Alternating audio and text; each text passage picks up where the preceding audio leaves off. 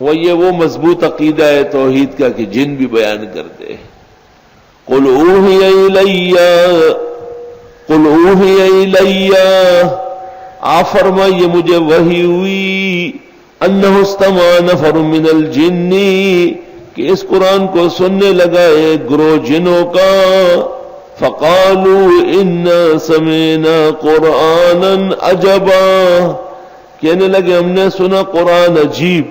یہدی الی الرشد سمجھاتا ہے سیدھا راستہ، فآمنا بہ پس ہم ایمان لائے اس پر، وَلَن نُشْرِكَ بِرَبِّنَا أَحَدًا بالکل شرک نہیں کریں گے رب کے ساتھ کسی کو۔ سنو، جنہوں نے پہلا دن قرآن سنا تو مقصد سمجھ گئے، اور بدعتی 100 سال قرآن پڑھتا ہے، گاتا ہے، جلسے کرتا ہے، درس دیتا ہے، مقصد معلوم ہی نہیں، اس کی سمجھ جن سے بھی کم تر ہے،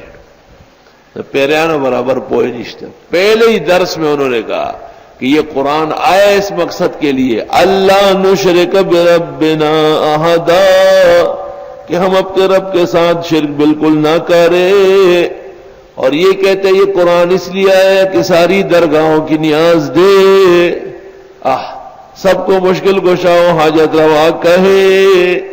اب ایمان سے کہو کہ قرآن کریم جب رد کرے گا تو سب سے زیادہ تو ان کا ہوگا، کیونکہ ان جیسے ضدی اور انادی مشرک تو قرآن نے دیکھے نہیں۔